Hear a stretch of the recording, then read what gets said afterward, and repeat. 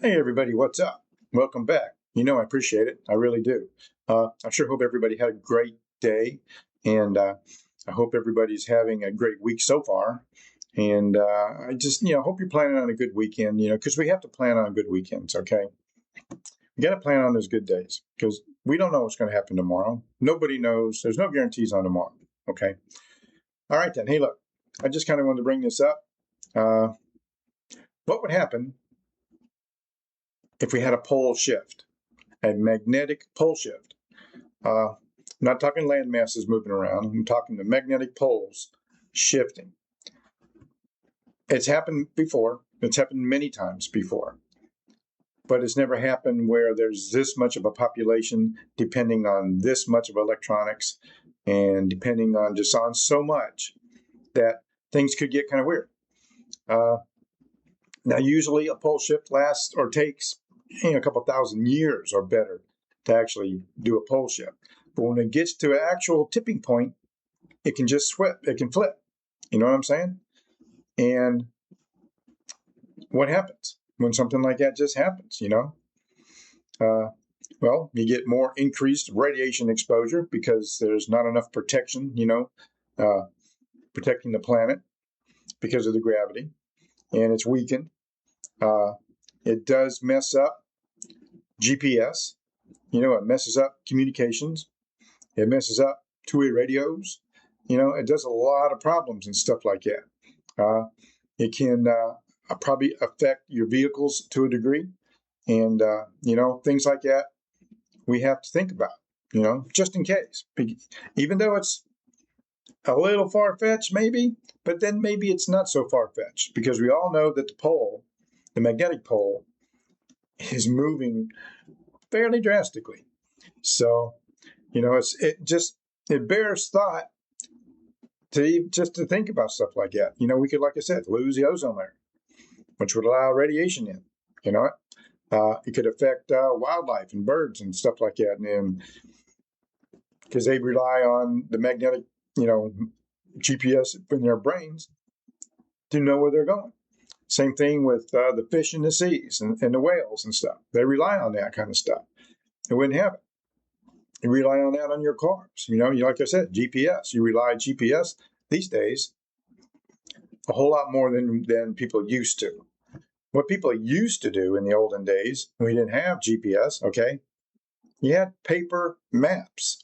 And I highly suggest getting paper maps because if the pole changes, but the continents are going to stay the same, your GPS is going to be off. If you have a compass, which is good, the compass will be off. You just have to automatically assume that south is north and north is south on your compass reading. And you can go by that, go for there. If you have the map, you won't need GPS because, the land mass is still going to be the same. And so if you're here at point A and you're trying to get to here, point B, it's the same, getting there. You don't have to worry about GPS, just don't worry about it. Affect your satellite radio, probably quite a bit.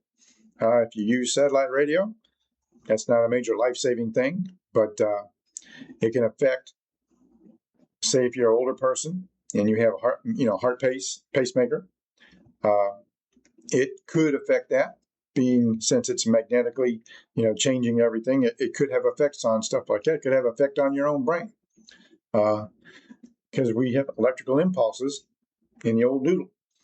And if the mass electronics all change, for the planet, it could have some effect on your brain. It could affect your vision just a little bit. So how do you protect yourself from stuff like that? What do you do during that kind of case? Well, like I said, you get paper maps for navigation. You won't be able to really rely on GPS by any means. It'll take them years to get them all reset and set properly. So same thing with airlines and airplanes. They rely on GPS. They're always moving at the airports. They're always moving the signs almost daily to keep up with the current change of the magnetic field. And it helps them to navigate these airplanes and taking off and landing. So that's just one thing.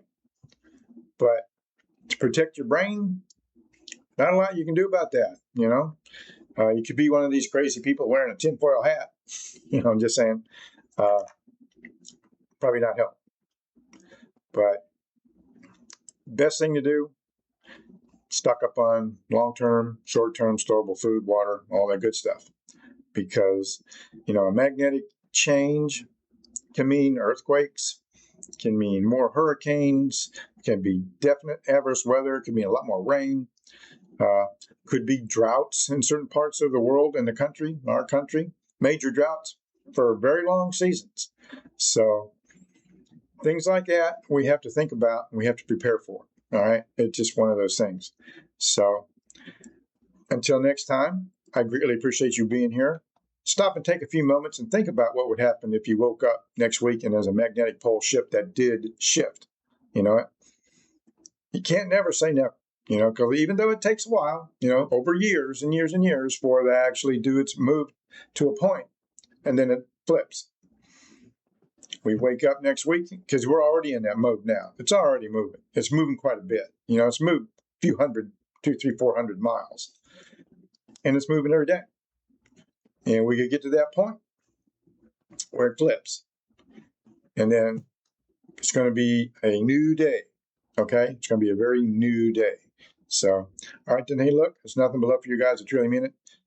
Cover your 6 out there. It's really squirrely. It's going to get more squirrely as time progresses. So take care of yourself. Until next time, we'll catch you later.